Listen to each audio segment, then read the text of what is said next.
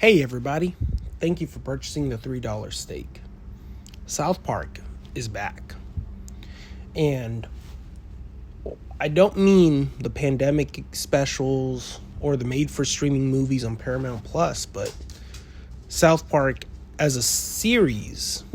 It just premiered seasons 27, the first episode, and I'll tell you right now, it felt like South Park of old.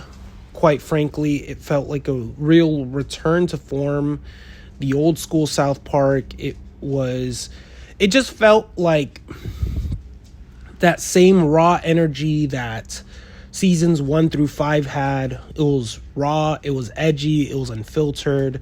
The town was in total chaos. There was heavy religious and political satire, jokes that toed the line so hard, it feels like it honestly took me back to old South Park. This feels like we're back in 1997 or whenever South Park first premiered, right? It just feels like, again, very old, nostalgic South Park. And not to say that recent South Park, has never been over the line or over the top, but it's so...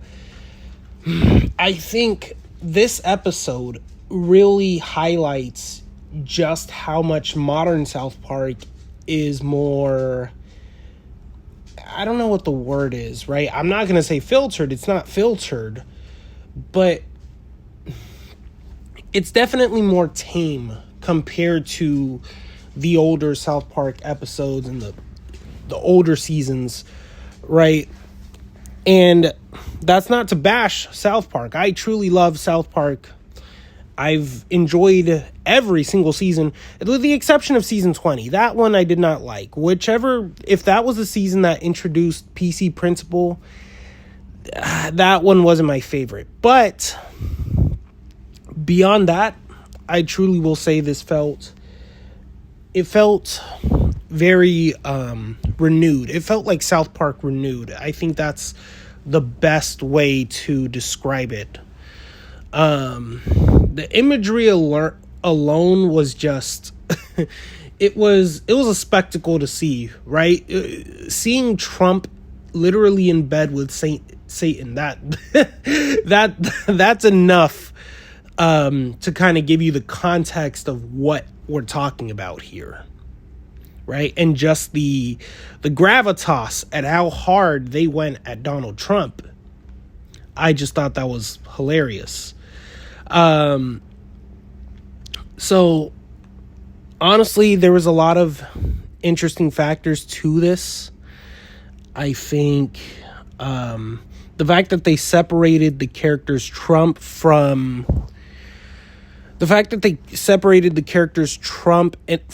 Garrison, Mr. Garrison, I thought that was a smart move, because they did not want to lose Mr. Garrison again, and that's totally understandable.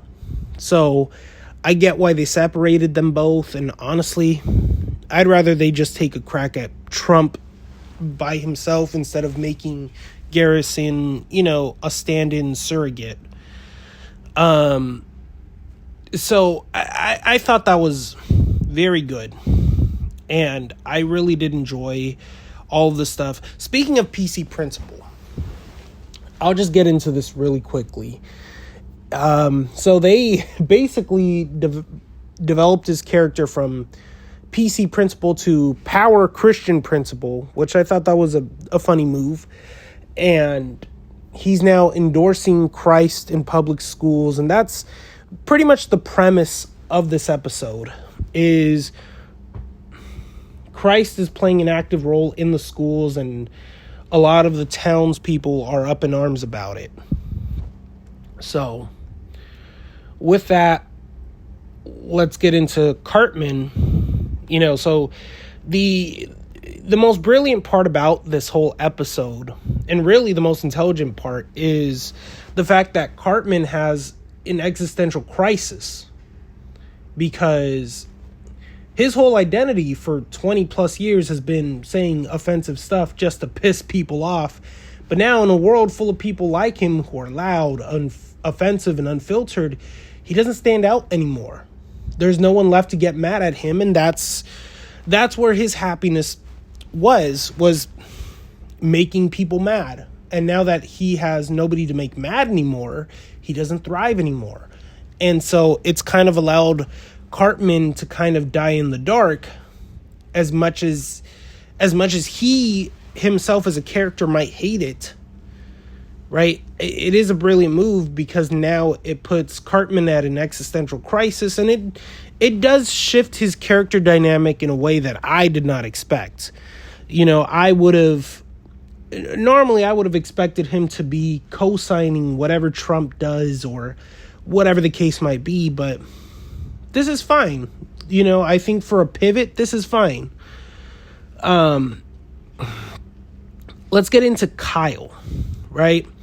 He didn't say a single word this entire episode.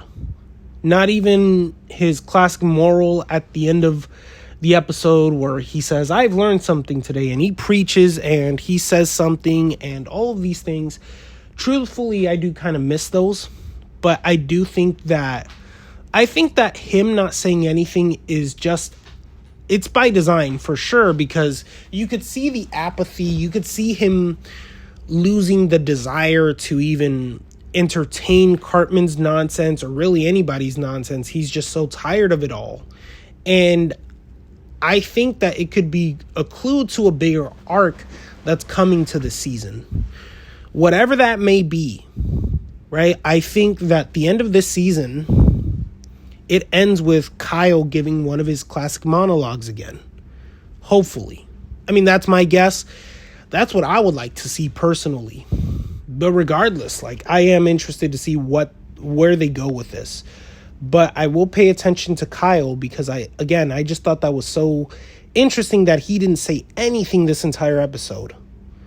So, just wanted to call that out really quickly. So overall, this premiere wasn't just loud and edgy for the sake of being loud and edgy. It was calculated chaos. Between the deepfake, the religious satire, the real life lawsuits, and Cartman cracking under his own legacy. It's clear that, Parker and Stone, they're back in full force. This really does feel like they just had a renewed lease on life, and they just created this South Park episode that just completely scorched everyone, went scorched earth and made everyone talk about it. And, speaking of real life lawsuits, let's get into, there's even the fact that there's even more layered satire happening here, right? They're taking jabs at Paramount Plus and how they're handling its corporate mergers, especially with Skydance Media. There's been real concern in the industry that Paramount is becoming more corporate controlled and censor heavy and less friendly to bold creators. So, the joke about Stephen Colbert, is a direct reference to how the belief that, he was silenced and he was canceled. And Jesus literally tells the town, take the money and shut up, which is just, it's very on the nose. Let's be honest. It's very on the nose. At this point, South Park isn't even dancing around it. They're just very bluntly, they're just being very blunt about the whole thing. And that's exactly what I admire about South Park. So that's what makes South Park, is just how unfiltered it is. So I think it's definitely a way to bait Trump into responding, because if Trump responds by canceling their network, well, it's just going to make Trump look worse, obviously. But yeah, I thought this was a great return to form. I enjoyed this episode a lot more than most, right? And that's not to say that, any previous South Park episodes are bad, but this one was just so hilarious that I could not believe it. It was so edgy and, you can't miss the episode. right? It's, if you're a South Park fan and you like, classic South Park, this right here is classic South Park.